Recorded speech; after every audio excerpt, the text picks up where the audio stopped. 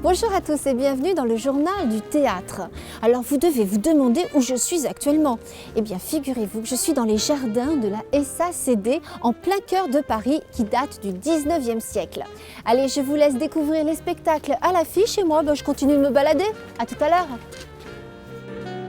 Aujourd'hui, nous prendrons des cours de théâtre avec le spectacle La Grande Classe au Théâtre des Mathurins. Puis nous rencontrerons deux comédiens, Laurie Roanne et Thomas Dunant. Ils évoquent pour nous leur pièce Braquage à l'héritage. Mais tout de suite, je dois tout à ma mère, un spectacle sur les planches du Lucernaire. Que diriez-vous de suivre le plan diabolique d'un homme qui décide de tuer sa mère ? Étrange, n'est-ce pas ? C'est l'histoire de François Frein, un quadragénaire banal dont le destin va être bouleversé le jour où il décide d'aller au bout de ses projets. Est-ce que la mère tyrannique de cet homme mérite vraiment de mourir évincée par un tueur à gages ? Vous serez confronté à un face-à-face avec les personnages qui vous feront suivre ce complot. Et surtout, se préparer à l'épreuve de demain. Parce que demain, c'est dimanche, et le dimanche, c'est maman. Regardez les grosses cuisses de mon fiston. Tu es bien de plus en plus chaud, et puis tu grossis. C'est moche. Tu étais tellement laid à ta naissance, un vrai monstre. Même pas capable de porter les deux mêmes chaussettes. Une mère est là pour tout dire, et surtout le pire. Si t'en peux plus, bah t'as qu'à la buter. Buter ma mère. Moi, l'éternel imparfait. Moi, le fils. Buter ma mère. Buter ma mère. Buter ma mère. Buter ma mère. Buter ma mère. Buter ma mère. B-U-T-E-R.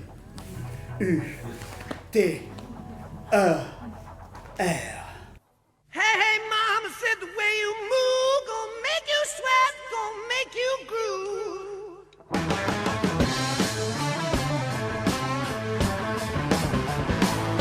The way you shake that thing gonna make you burn, gonna make you stay. Le maître mot de la pièce La Grande Classe est l'improvisation. Entrer dans la danse et rencontrer les 5 personnages qui participent à un cours de théâtre mené par Igor Menjinski. Une improvisation maîtrisée, des musiques enjouées, des comédiens dynamiques et performants, voici le spectacle anciennement appelé Masque Aîné qui est de retour au Théâtre des Mathurins à Paris. Dépêchez-vous, il faut l'assiette pour la 16. Il faut une tourte. Je prends la tourte, je prends le cellophane, j'enroule la tourte, je la mets dans le four et là je me brûle. Aïe! Le cellophane dans le four. Le concept du spectacle, c'est un cours de théâtre, un faux cours de théâtre que je donne à des personnages qui sont masqués et qui ont des nez. Donc moi je fais une sorte de professeur, de faux professeur de théâtre. Et si vous restiez? Attends, il ne faut pas qu'ils m'entendent. Faut que tu m'entendes. C'est chiant. Et donc le spectacle est improvisé, ça change tous les soirs, la matière est différente chaque soir, comme dans un vrai cours de théâtre, c'est-à-dire qu'il y a un soir où on va travailler sur Shakespeare, un autre soir sur Molière. Je leur fais faire des exercices de théâtre, des exercices de diction. Je me trompe avec Gargantua! Non. Avec Gargantua! Ah bah non.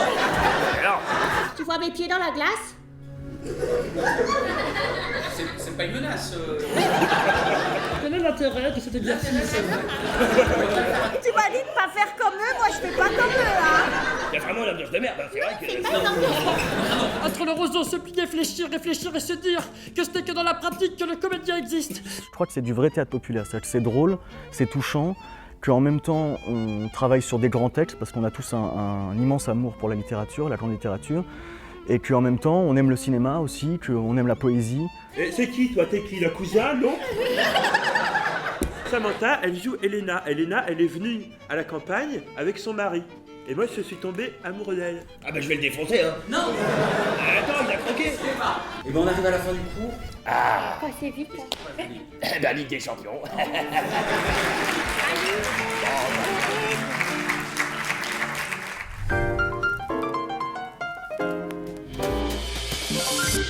Je vous emmène à la rencontre de la metteur en scène Laurie Rohan et du comédien Thomas Dunant au Funambule Montmartre pour la comédie Braquage à l'héritage.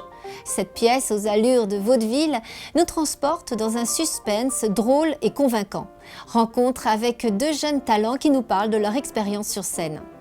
En quelques mots, au moment de la mort du richissime Geoffroy de Bellecombe, se retrouve autour de sa concession un notaire sans scrupules, une ex-femme hystérique, une jeune naïve qui ne l'est pas tant que ça, et un cousin bourru, chasseur, avec cette question pour les 4 personnages: qui hérite de la fortune de Geoffroy de Bellecombe?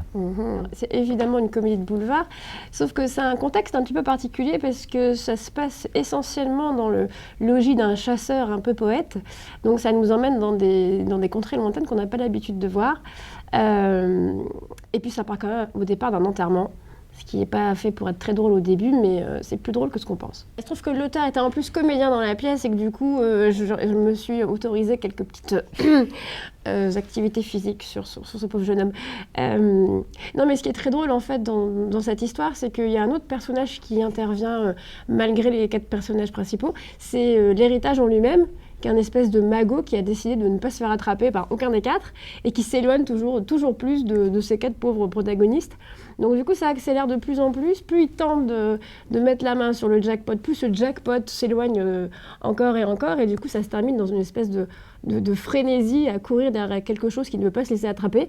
Et ils se font avoir tous les 4, être un petit peu des pantins et des jouets d'une machination qui pensaient contrôler. Et puis au final, ils contrôlent rien du tout. En une phrase, c'est la comédie qui aime les enterrements, l'amour, la chasse. Ouais, surtout celle au billet vert. C'est la fin du Journal du Théâtre et j'espère que vous avez passé un agréable moment en notre compagnie. Comme nous sommes dans les jardins de la SACD, je me dois de citer Beaumarchais qui disait « La difficulté de réussir ne doit qu'à la nécessité d'entreprendre ». Au revoir à tous et à très bientôt pour un prochain Journal du Théâtre.